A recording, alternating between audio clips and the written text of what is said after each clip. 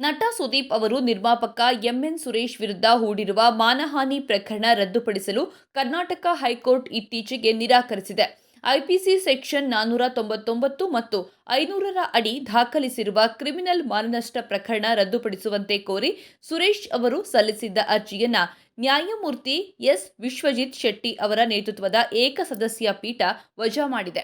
ದೂರು ಮತ್ತು ಸ್ವಯಂ ಪ್ರೇರಿತ ಹೇಳಿಕೆಯಲ್ಲಿ ಅರ್ಜಿದಾರರ ವಿರುದ್ಧ ನಿರ್ದಿಷ್ಟ ಆರೋಪಗಳಿದ್ದು, ದೂರುದಾರರ ಪ್ರಕಾರ ಅವರು ಸುದೀಪ್ ಅವರಿಗೆ ಮಾನಹಾನಿ ಉಂಟು ಮಾಡಿದ್ದು, ಸಮಾಜದಲ್ಲಿ ಅವರ ವರ್ಚಸ್ಸಿಗೆ ಹಾನಿ ಮಾಡಿರುವುದು ಮೇಲ್ನೋಟಕ್ಕೆ ಕಂಡುಬಂದಿದೆ.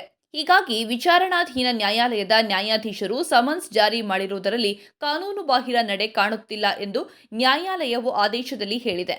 ಆರೋಪಿಗಳ ವಿರುದ್ಧ ಕ್ರಮಕ್ಕೆ ಮುಂದಾಗಬಹುದು ಎಂಬುದು ವಿಚಾರಣಾಧೀನ ನ್ಯಾಯಾಲಯಕ್ಕೆ ಮೇಲ್ನೋಟಕ್ಕೆ ಅನಿಸಿದ ಕಾರಣ ಇಬ್ಬರೂ ಆರೋಪಿಗಳಿಗೆ ಸಮನ್ಸ್ ಜಾರಿ ಮಾಡಿದೆ.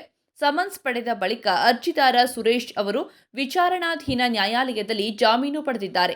ಹೀಗಾಗಿ ವಿಚಾರಣಾಧೀನ ನ್ಯಾಯಾಲಯ ಸಮನ್ಸ್ ಜಾರಿ ಮಾಡಿರುವುದರಲ್ಲಿ ಕಾನೂನುಬಾಹಿರ ನಡೆ ಕಾಣುತ್ತಿಲ್ಲ ಎಂದು ಹೇಳಿದೆ.